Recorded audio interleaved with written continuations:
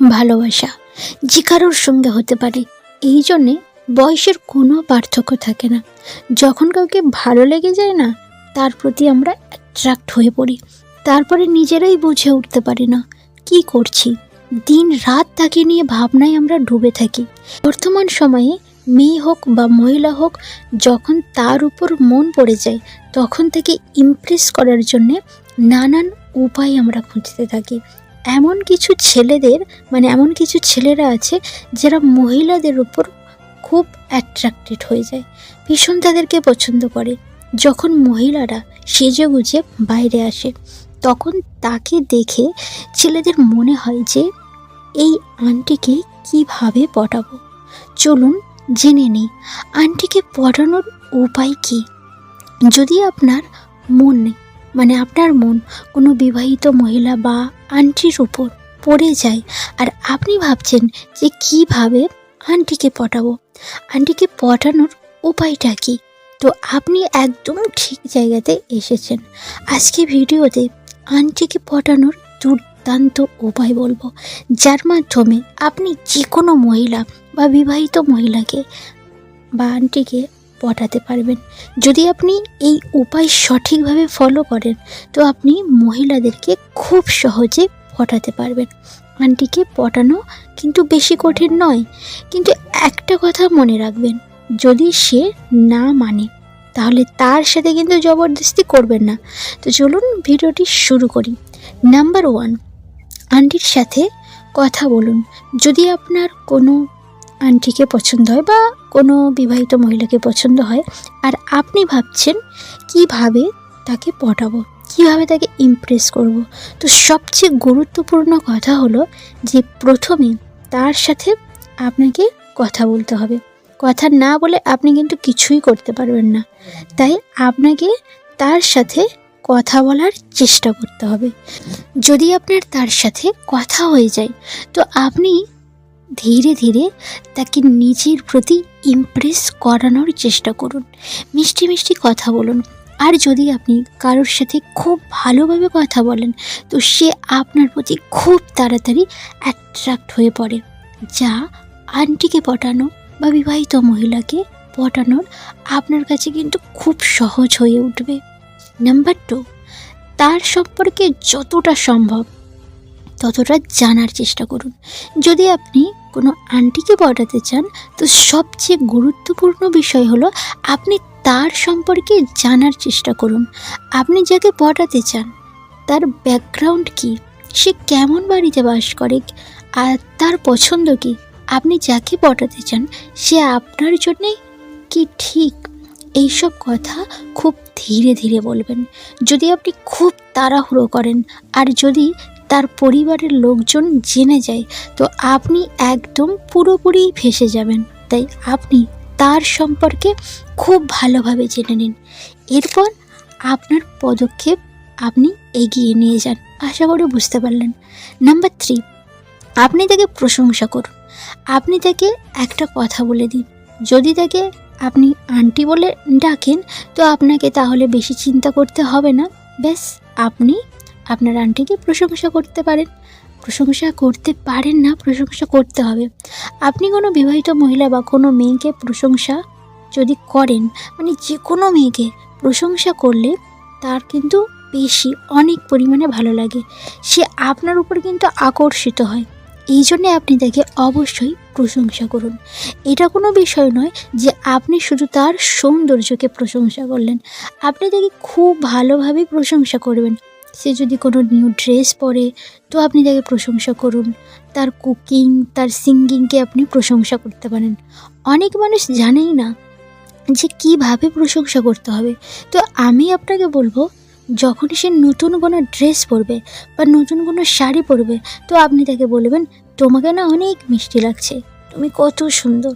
তো দেখবেন সে আপনার কথা শুনবে আর মুচকি হাসবে। দেখবেন আপনার আন্টি বা আপনার বিবাহিত মহিলা, যে কোনো মহিলা একদম ইমপ্রেস হয়ে যাবে। নাম্বার 4, আপনি তার কথা একদম মন দিয়ে শুনবেন। কোনো মেয়ে বা বিবাহিত মহিলাকে যদি ইমপ্রেস করতে চান, তো তাদের কথা মন দিয়ে শুনতে হবে।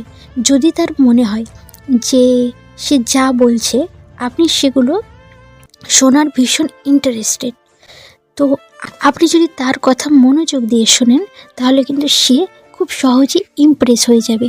যদি সে আপনার সাথে কথা বলছে আর আপনার মন মানে একদম তার দিকে নেই, আপনি এদিক ওদিক তাকাচ্ছেন, তো তার কথা আপনি মন দিয়ে শুনছেন না, তো সে কি আপনার প্রতি ইমপ্রেস হবে?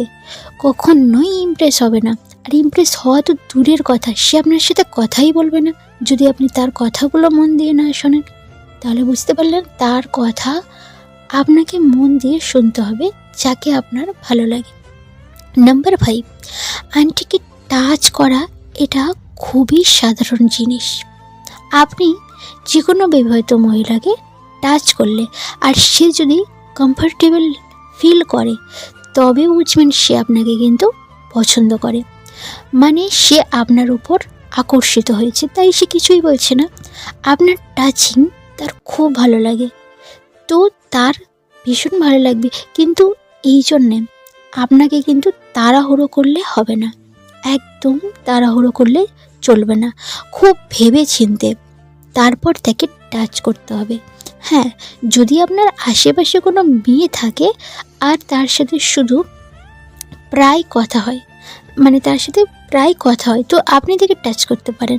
কিন্তু একটা কথা আপনি খুব ভালোভাবে মনে রাখবেন, যখন সে মানে আপনি তাকে যখন টাচিং করবেন সে যদি কোনো রিয়াকশান না দেয় তো খুব তার মানে তার ভীষণ খারাপ লাগছে, সে একদম আপনার এই টাচ করাটাকে মেনে নিতে পারছে না।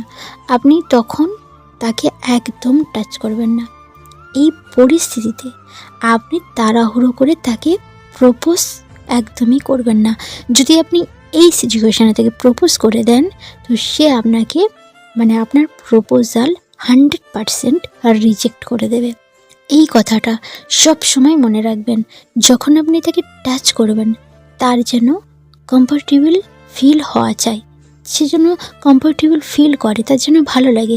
যদি তার কমফোর্টেবল ফিল না হয় তো আপনি বুঝে যান সে আপনাকে পছন্দ করে না।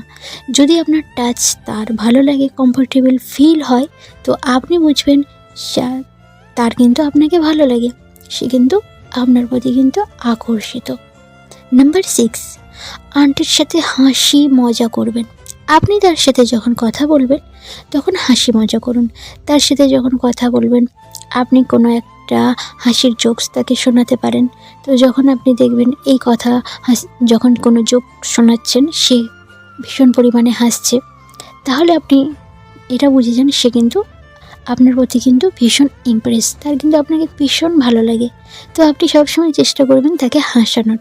নাম্বার 7, আন্টিকে গিফট বা শাড়ি দেওয়া বা বিবাহিত মহিলাকে গিফট বা শাড়ি দেওয়া। আর এটা কিন্তু খুবই ন্যাচারাল যে মেয়েরা কিন্তু গিফট নেওয়া খুবই পছন্দ করে।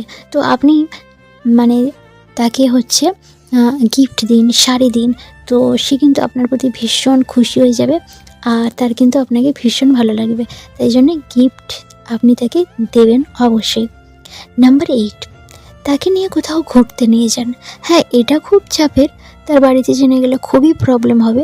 তো আপনি সেই সিচুয়েশানে সামলে তো তাকে নিয়ে আপনি কোথাও ঘুরতে গেলেন, তো সেখানে গিয়ে আপনি তার সাথে কথা বললেন, মিষ্টি মিষ্টি করে কথা বললেন, হাসলেন, তাহলে সে কিন্তু আপনার উপর প্রচুর পরিমাণে ইমপ্রেস হয়ে যাবে আর আপনার যে উদ্দেশ্য সেটা কিন্তু সফল হয়ে যাবে।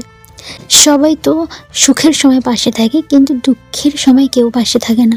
তো আপনি তাকে হেল্প করুন, সে যখন কোনো প্রবলেমে পড়বে আপনি তখন তার পাশে আসুন, তাকে হেল্প করুন, তাহলে কিন্তু খুব তাড়াতাড়ি আপনি তার মন জয় করে ফেলবেন।